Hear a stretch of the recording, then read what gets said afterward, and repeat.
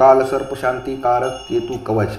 अस्य श्री केतु कवचस्य स्तोत्र मंत्रस्य त्र्यंबक ऋषिः अनुष्टुप् छन्दः केतुर्देवता कं बीजं नमः शक्ति केतुरिति कीलकं केतु प्रीत्यर्थ जपे विनियोगः। केतुं करालवदनं चित्रवर्णकिरीटं प्रणमामि सदा केतुं ध्वजाकारं ग्रहेश्वरं। चित्रवर्णशिरः पातु भालं धूम्रसमोद्यतिः पातु नेत्रे पिङ्गलाक्षः श्रुति मे रक्तलोचनः। घ्राणं पातु सुवर्णाभश्चिबुकं सिंहिकासुतः पातु कण्ठं च मे केतुः स्कन्धो पातु ग्रहाधिपः। हस्तो पातु सुरश्रेष्ठं कुक्षिं पातु महाग्रहः।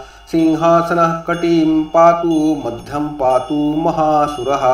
उरु पातु महाशीर्षो जानुनी मेतिकोपनः पातु पादौ च मे क्रूरः सर्वाङ्गनरपिङ्गलः।